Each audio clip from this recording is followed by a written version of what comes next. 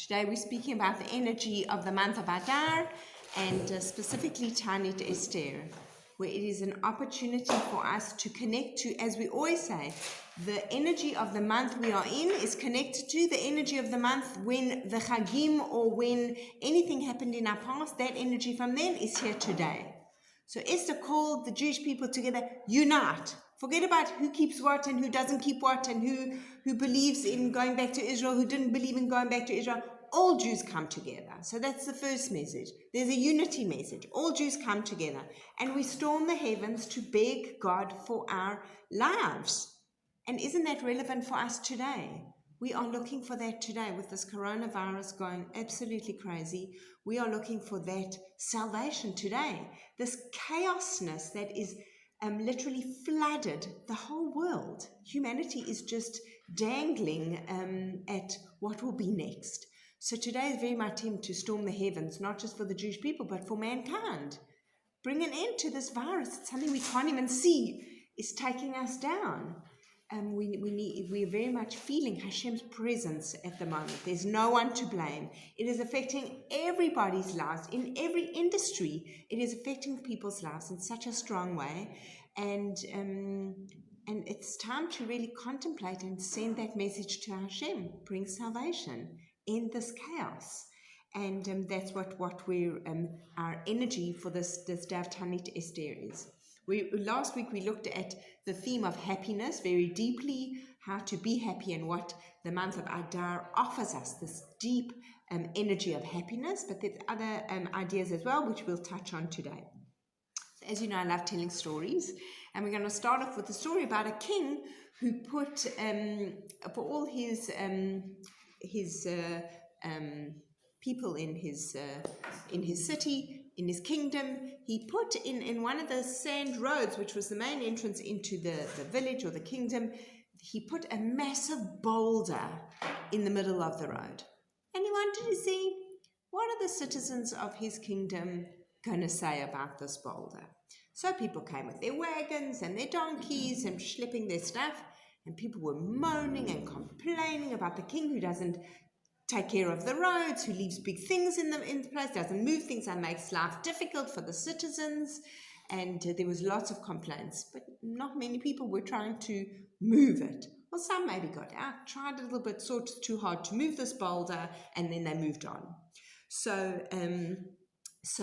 one person comes with his wagon, a poor peasant who lives in the kingdom, and he needs to get his wagon across. He's not going around. So he pushes and he pushes and he pushes and he pushes and he tries and he doesn't give up until he managed to move this boulder a little bit, then a little bit more, and he manages to move it to the side of the road.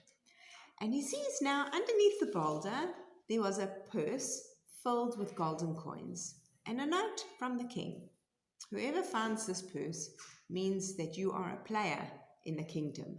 It means you care about the roads. It means you care about the other people around you. It means you wanted to enter, you wanted to pass through, and you didn't care just about yourself, but you cared about the human beings around you as well. And so this is my gift to you, this purse filled with gold coins, and go and enjoy them.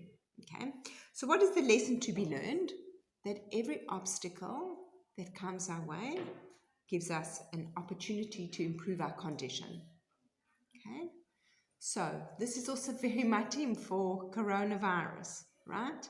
All the boundaries of the world are like on shutdown, on lockdown, no, the borders, right? We have to look at how are we looking at our own boundaries and our own borders. How are we protecting our personal borders and boundaries and the boundaries within our own country? We have to look when obstacles come, because there's obstacles touching everybody's lives, this coronavirus. When obstacles come, it is because there's a message for us, okay? And not always the message is bad, but there will always be people who will look and say, oh, the king left a boulder here. He doesn't look after us, right? The king is Hashem, right? What kind of boulders are in our way? And what are we doing to try and move them? So if you have a look at your source number 1, which is from Rabbi Dov Ber Pinson, he speaks about the Kabbalistic ideas of the month of Adar. And he says, from the beginning of the month of Adar, we are working to overcome worries through adding in joy. And we said last week, when Adar comes in, we increase our joy. Misha nichnas Adar marbim b'simcha. Increase your joy, which means joy is the standard point of how we're meant to live. The month of Adar, you just make it more joyful. But joy is our standard, and we spoke in depth about that last time. Okay, and then it says in Megillat Esther from chapter 9, 24 to 25, for Haman had plotted to destroy the Jews, and he cast a pur, which is lottery, and that's why it is called Purim, to terrify and destroy them.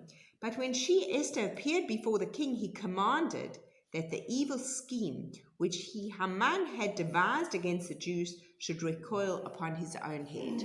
That seems this whole thing, Haman erects these gallows to kill Mordechai, but actually what he's doing is he's preparing his own gallows. That which is really unfolding, we don't understand what's happening and how could this be happening? But it's going to turn around because Hashem runs the world. So too now, all this chaos in the world, it's going to turn around because there's a plan. And are we going to be a part of that, or are we going to be the ones moaning on the side? Okay, we always have a choice, and we'll look at that a little bit deeper. So the Sefer Yetzirah reveals the unique energies and themes and spiritual practices of each Jewish month. And each month we always look at what are these different ideas.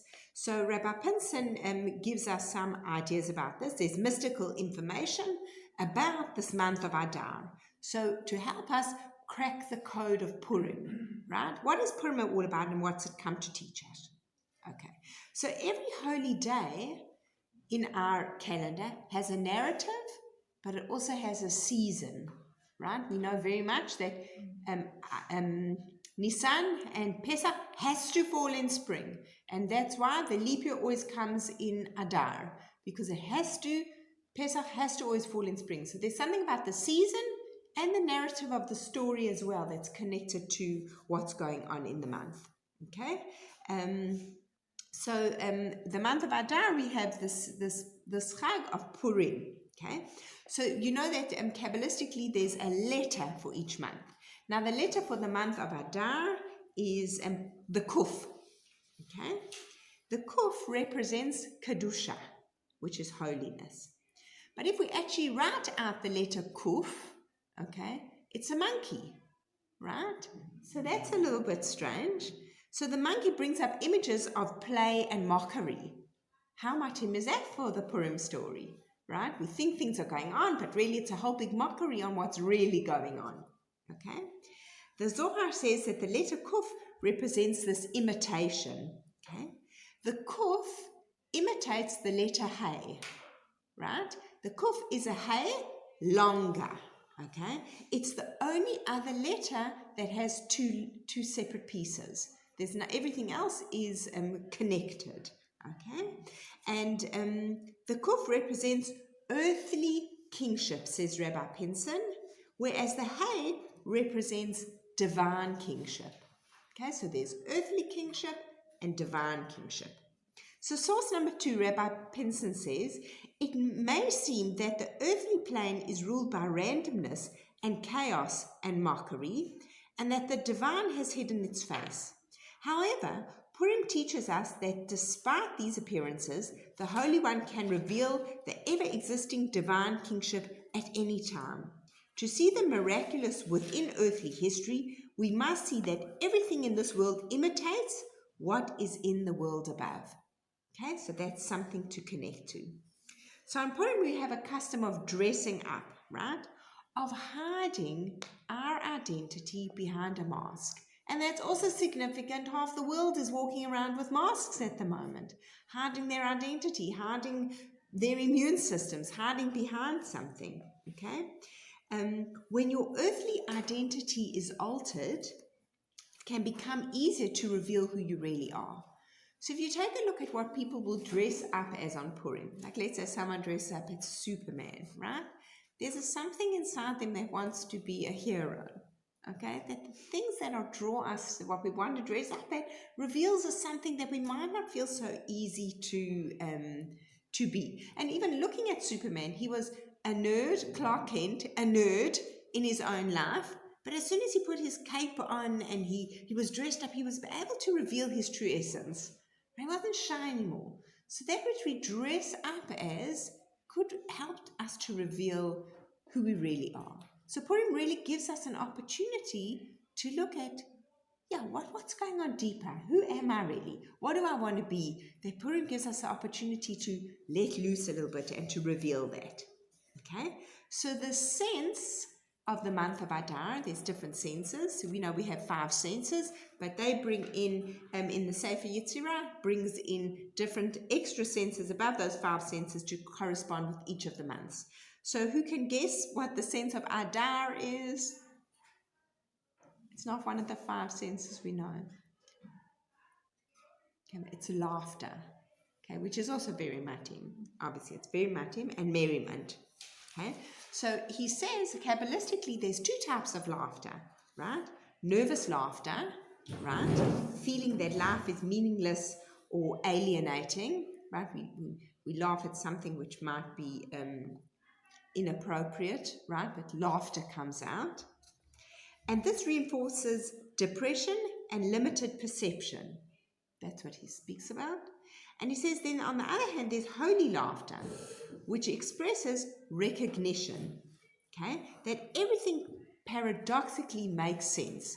We might not get it, we might not understand it, and that's actually exactly what a joke is. A joke is just when you think it makes sense, the punchline comes in, and it's so funny because you never would have expected that that's going to be the answer. So that's what actually laughter is all about, and Rabbi Tetz speaks beautifully about this as well.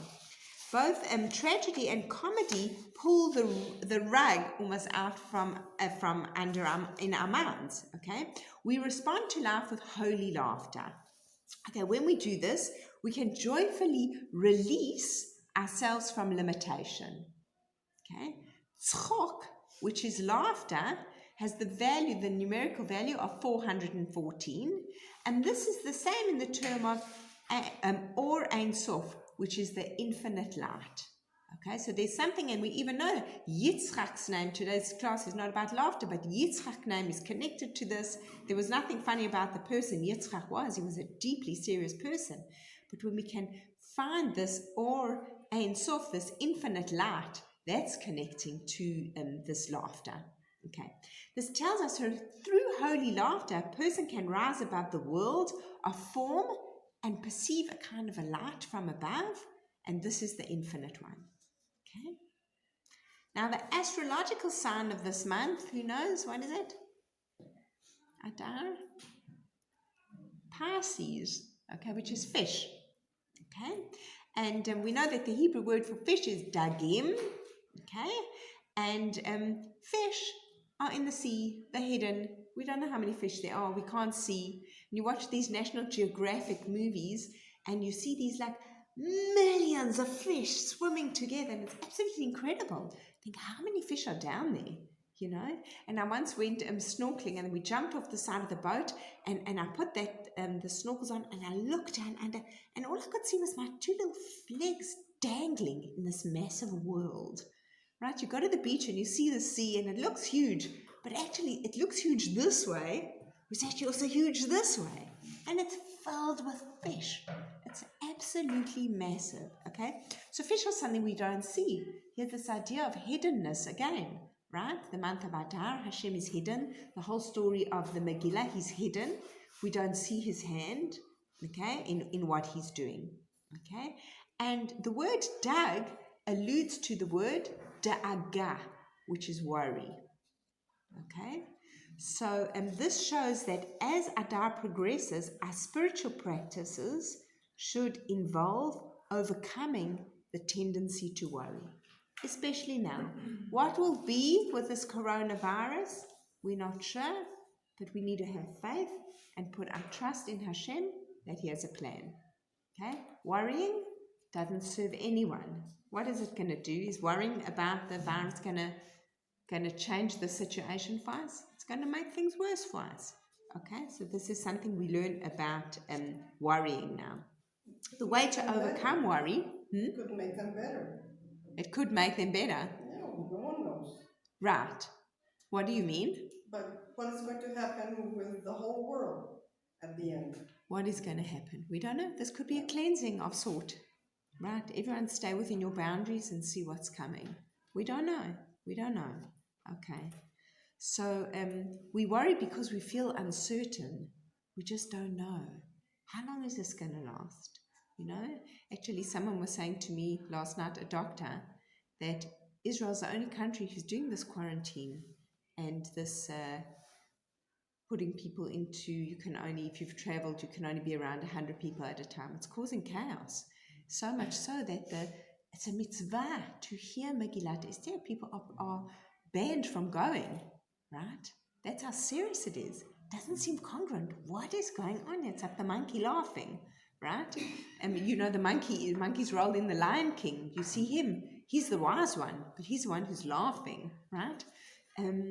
So he was saying that as soon as they can't trace where the people who've got the virus from anymore, there'll be no more need for quarantine, right?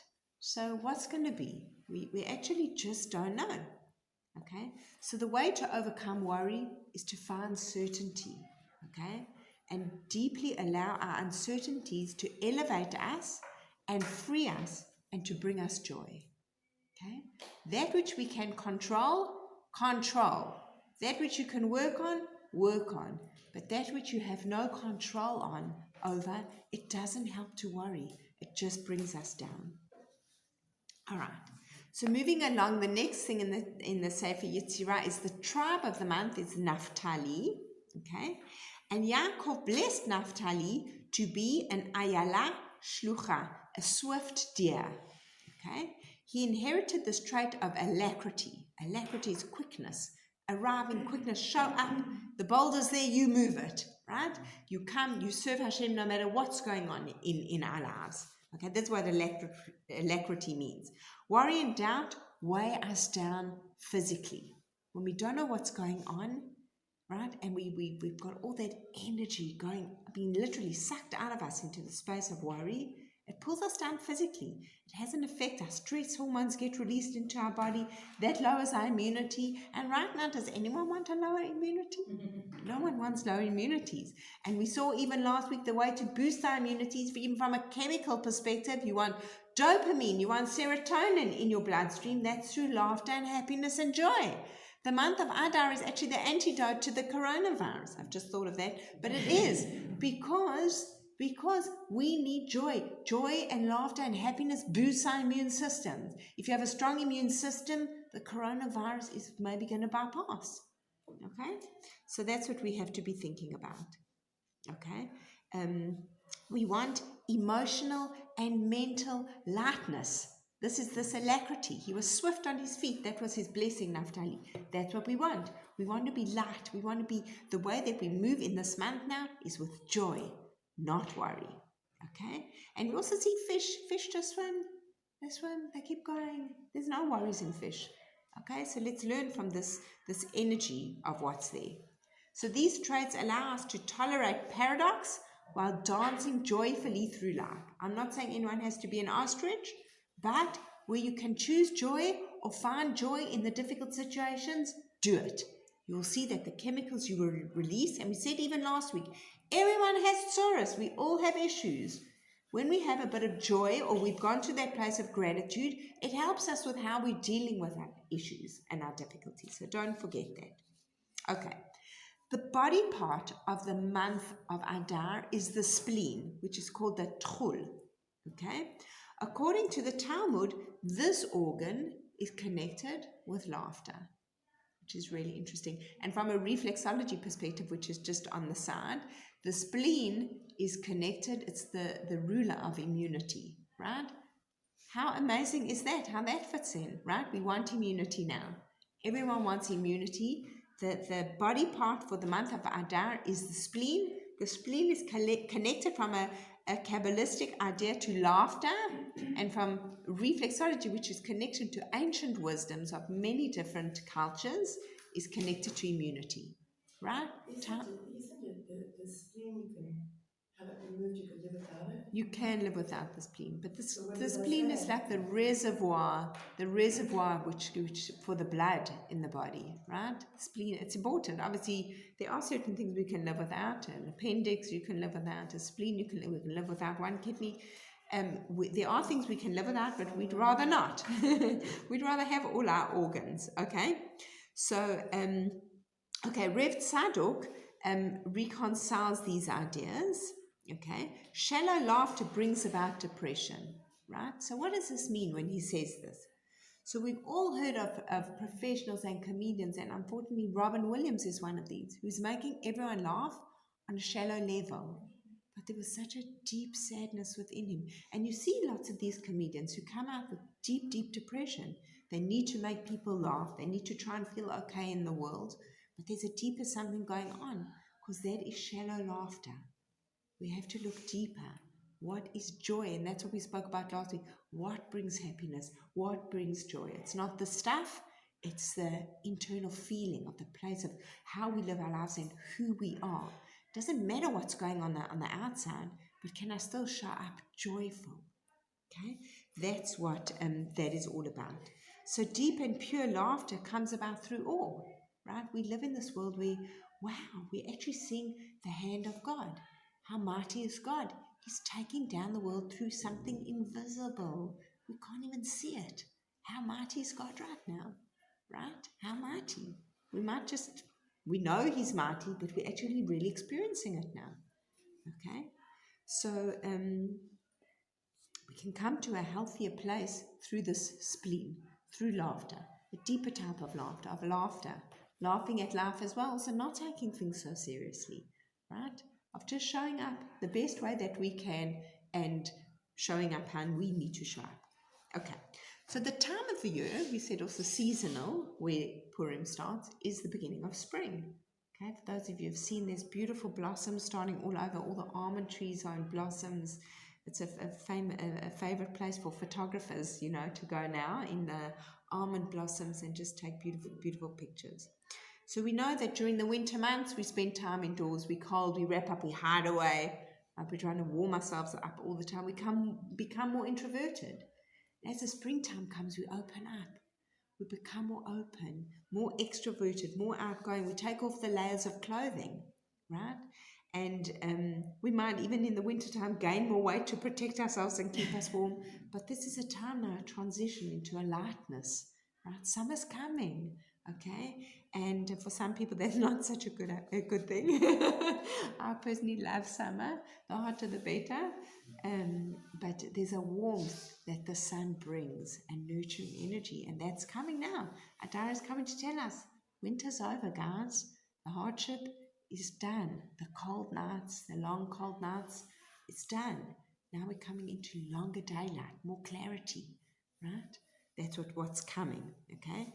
Spring comes and we come out of our hiding, right? It's a time it's a relief for us. Okay, it's warmer, it's much wonderful, more wonderful, okay? There can be less of this doubt, okay? Things are clearer.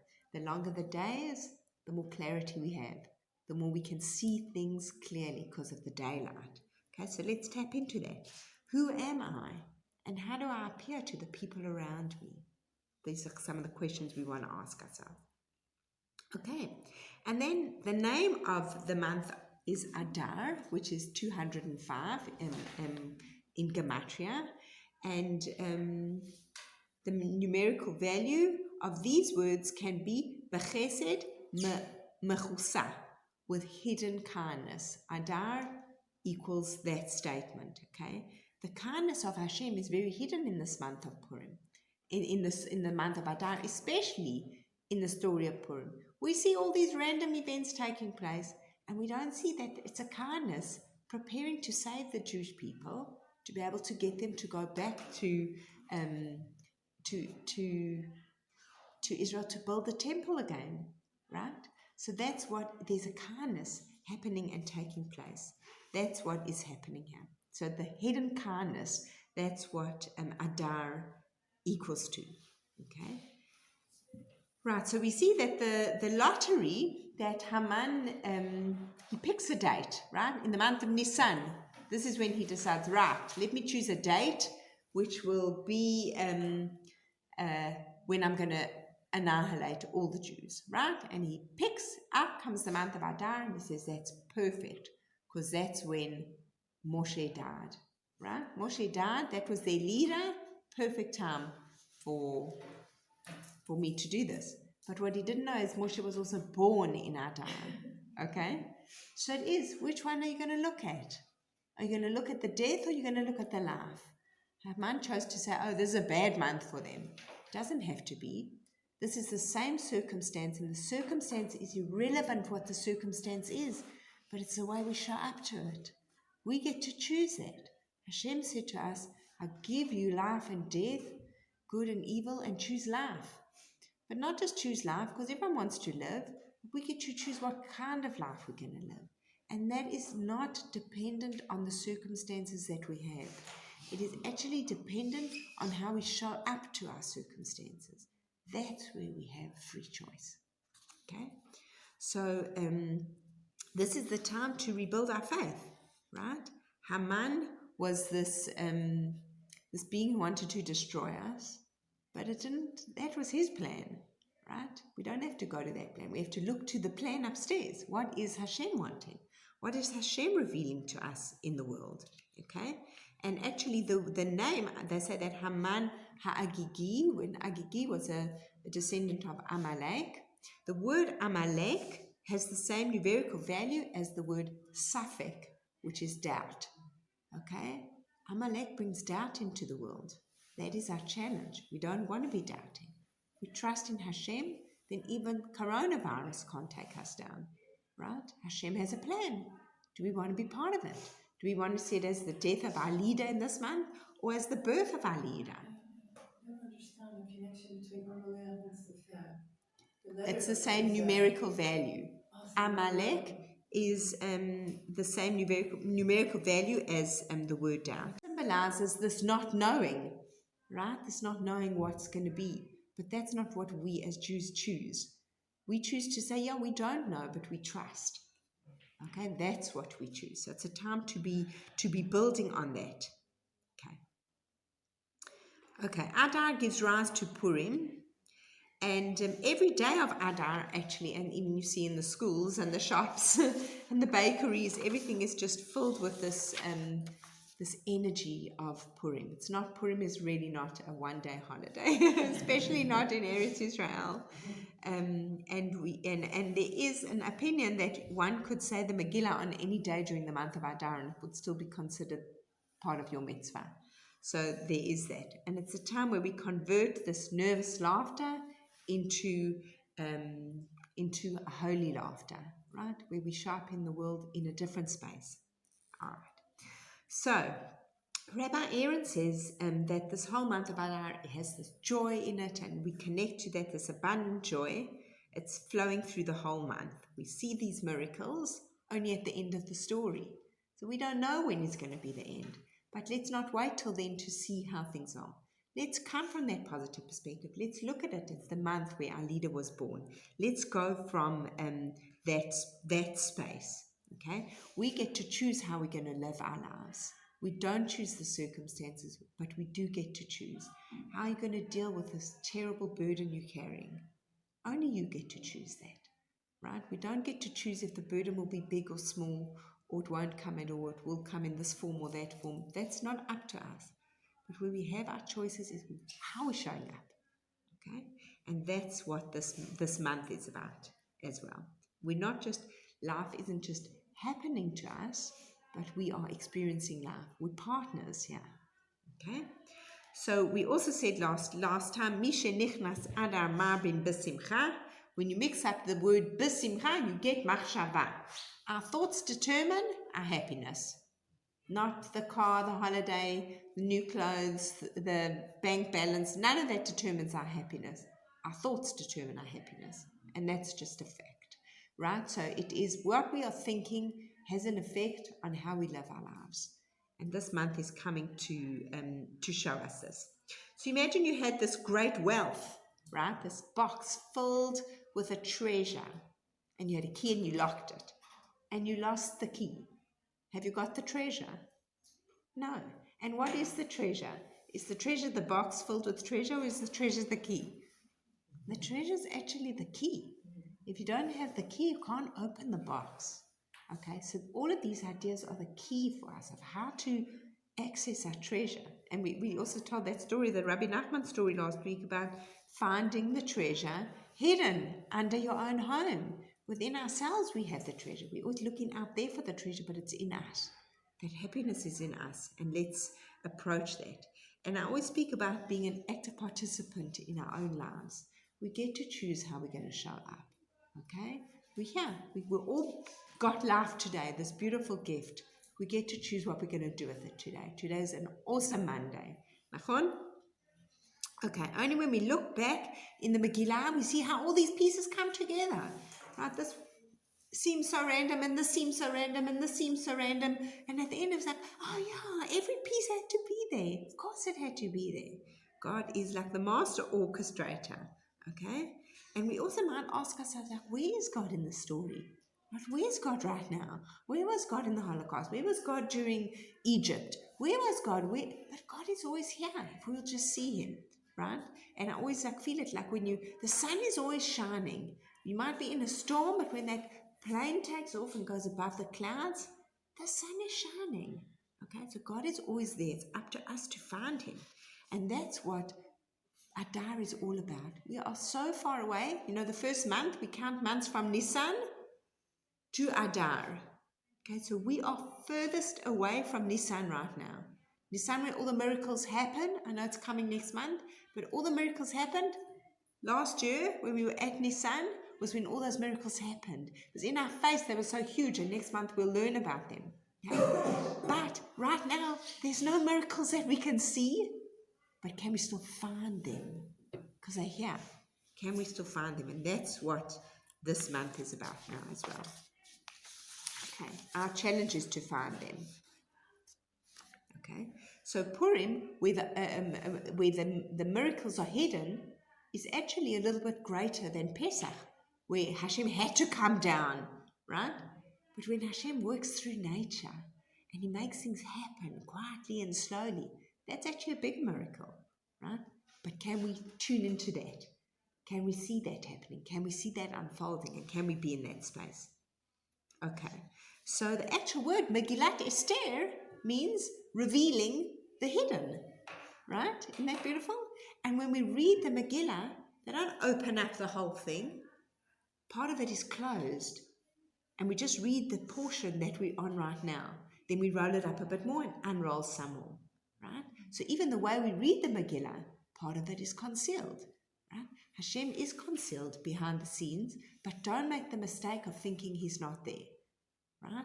The money is hidden under the rock, right? Don't make the mistake to think, where's God? Right? God's there. You can find him, and we have to find him. So source number 3 from Rabbi Aaron, he says, hidden within the natural world is God's presence. Within the free choice of people, God's will and plan are being completely fulfilled step by step.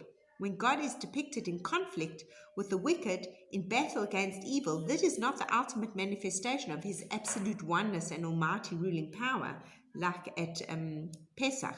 The greatest manifestation of God's truth is when we understand that God does not have to fight the villain. Rather, no matter what choices the villain makes, he completely plays into and fulfills God's plan. Therefore, even though Pesach makes us happy, it also makes us a little sad because it is not the greatest revelation of God's all-embracing oneness, omnipresence, and love. The open miracles of Pesach attest to God's love and power to intervene on behalf of his beloved children, pass over judgment, overrule the law of nature, and overcome natural limitation and obstacles. But open miracles are not ideal. The events of Purim are a higher revelation of God's truth, illustrating how God works through humanity and within nature. Okay, so that shows how huge this month of Adar is and how big the miracles of the hiddenness of Hashem's presence is actually in our lives. Okay, we don't want Hashem to come down and make all these miracles for us. Then we would actually feel powerless. I've got no control here. It takes our power away from us, right? When the sea split, they actually didn't have a choice. You're going in and you're walking, right? Whereas before, maybe they had the choice, You know, Nachshon ben Aminadav, he had the choice. I'm going through this water. The water will split, or the water will do something, but I'm going forward. Right? He had a choice then. Once the miracle came, the choice was gone. Right? So this is where we have our choices, is when we don't see Hashem. Okay, but that's where we have our choices. All right. So source number 4 is from Rabbi Twersky. He says the human spirit is an integral part of a human being, much the same as the heart, the liver, the eyes, and the ears. The human body makes its needs known very dramatically through the feelings of hunger, thirst, anger, sex, drive, pain, and weariness. The human spirit is, however, although very real, is intangible. We cannot see it or touch it, and it does not make its needs known as emphatically as the body does. Right? You don't know, you know when you're hungry for food, but you might not know when you're hungry for a hug. Right? The needs of the soul. It is obvious that a human being comprises a body plus something else. The human body is on its own, is just like an animal, but it is our spirit that distinguishes us from animals. Example, as humans, we have the ability to be self-aware, humble, make choices, improve or change, be compassionate, have purpose, and search for truth. To become complete human beings, to find happiness, we need to develop our human spirits to the fullest, to be the best that we can be. So now he's saying of how to go to this place, right? Where we're listening from our soul and living from that space.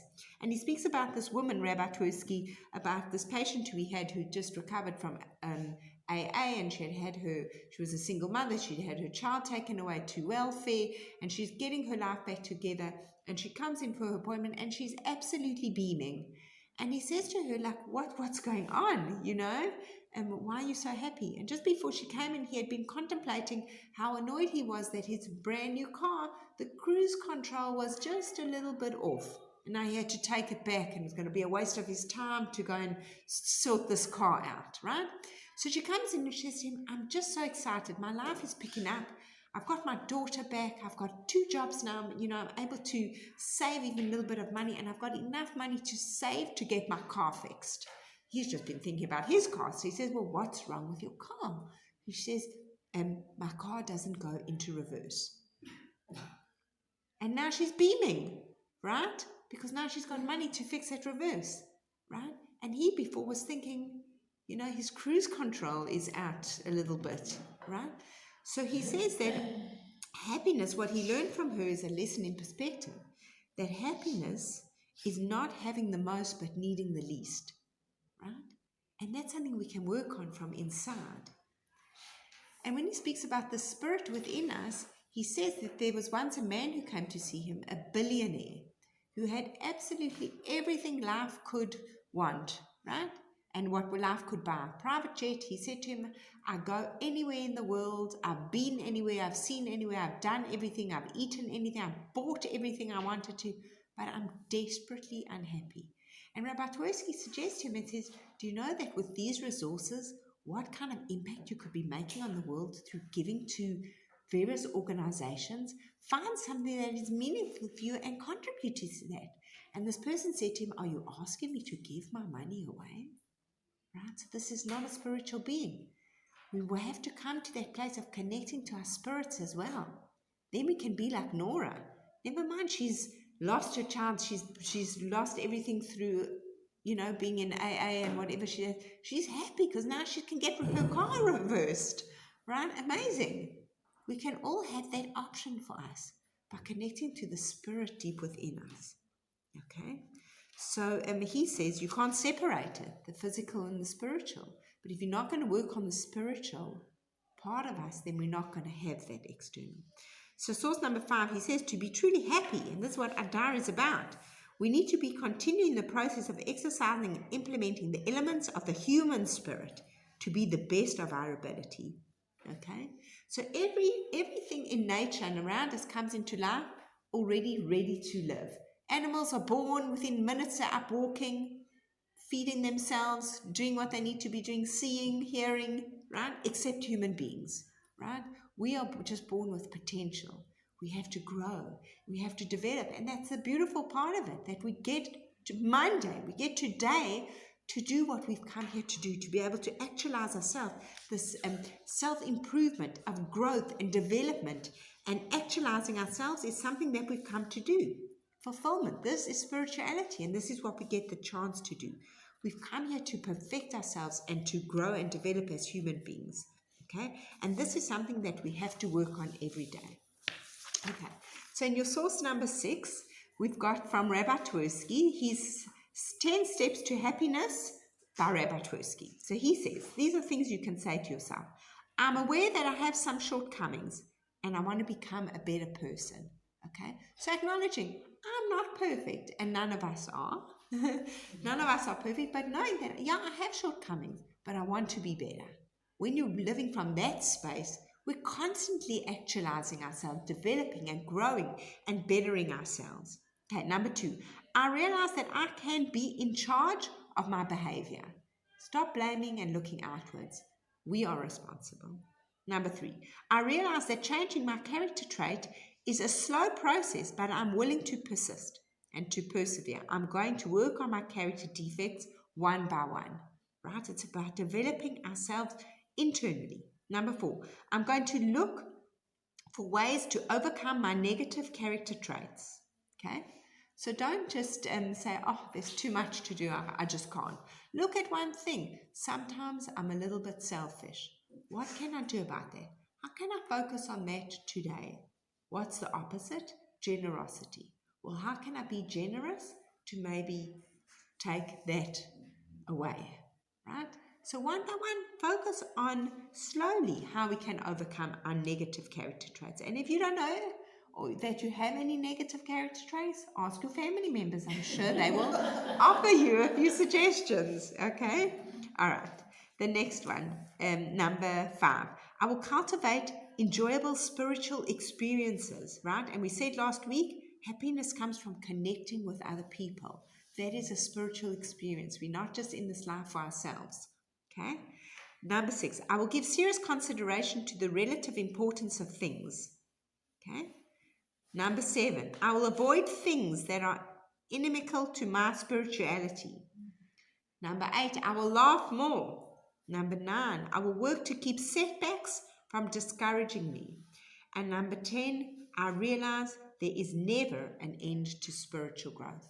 So if we want to have our spiritual growth, it's not like, now I'm a generous person. I've overcome being selfish. I'm generous now. I'm done. Look at me, right? Then you've got to start working on arrogance, okay, after that. We're never done. As the soul evolves and as we work and develop and grow more, then we've got new things open to us where we can be working and developing and growing more. And isn't that beautiful, right? That we never actually arrive. Because being happy is not about the destination, it's about the journey itself as well. Okay. So here are some general habits which we're going to end off on of happy people. Okay, and they're what they're able to emulate. And this was done from research. I didn't actually write down who quoted this research, but this was done by research of 5 points of what happy people do each day. Okay, they have a why, right? They are clear about what they believe in. And last time we spoke about our values. Okay, when you are living your life in alignment with your values, that is going to bring you happiness. But if your values and your morals are not being met through what you're doing, right? If you are working in a gambling industry, right, and that goes against your morals and values, it's not going to bring you happiness in your life. You won't have job satisfaction, right? So where we find ourselves has to be, we have to know the why. Why am I here? Why am I doing this? Okay, ask these questions, okay? This will also help us get through our obstacles, okay?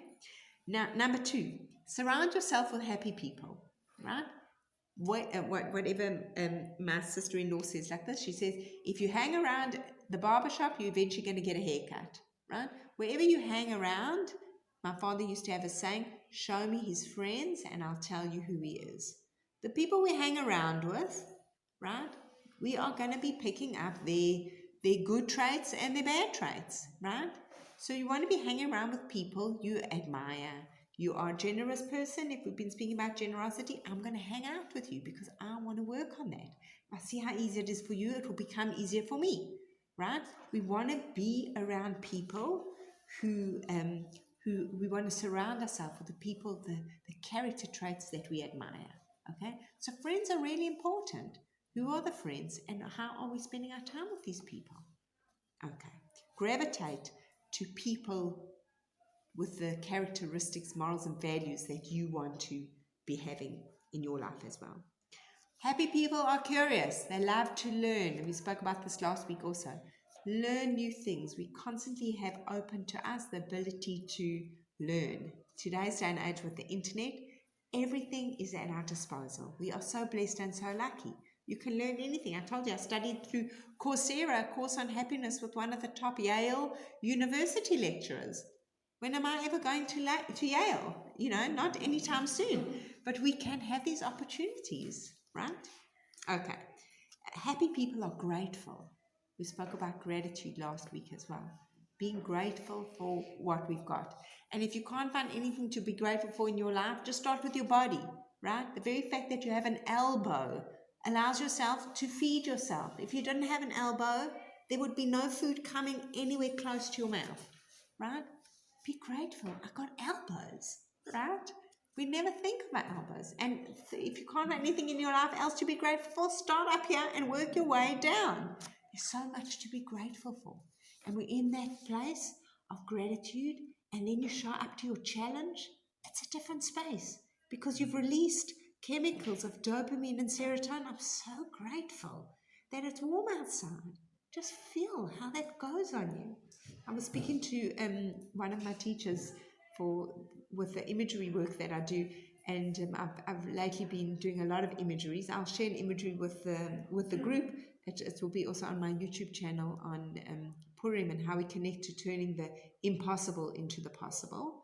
And I was telling her I was working through this book where I'm doing a lot of imagery on myself, and she asked me.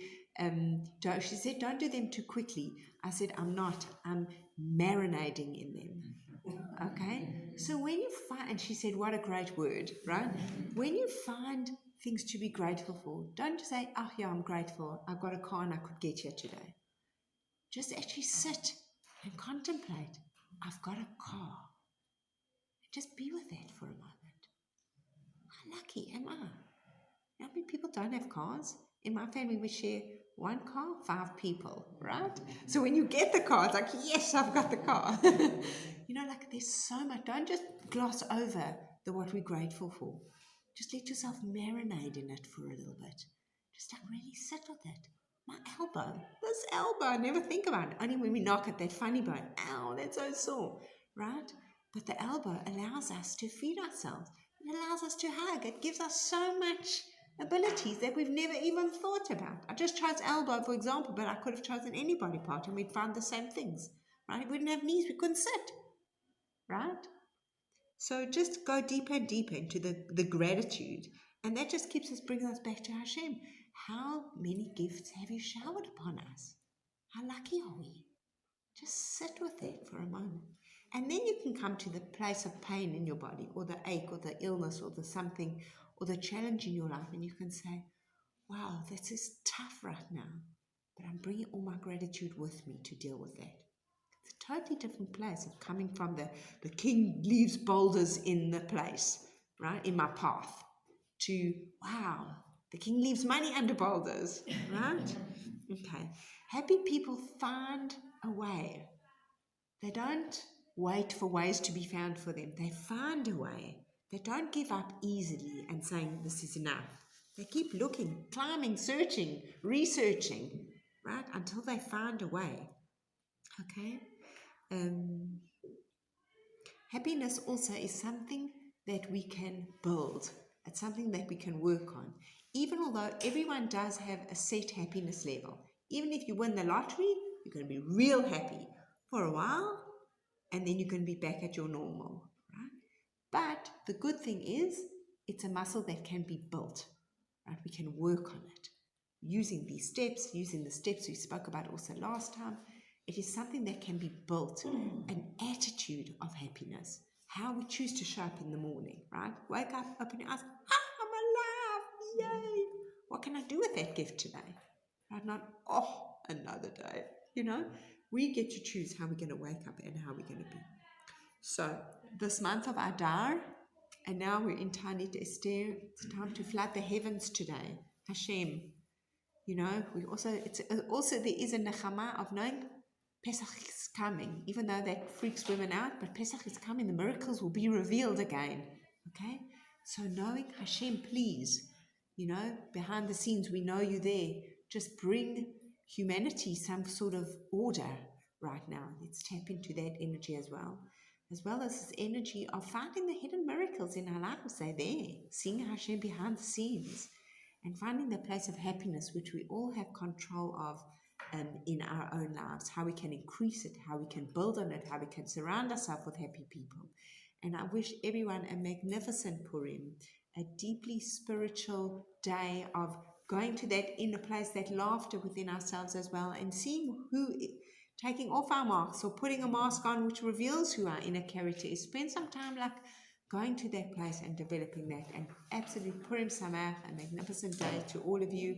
And thank you always for joining my class and for coming to hear and to learn. I love being in your presence. Thank you.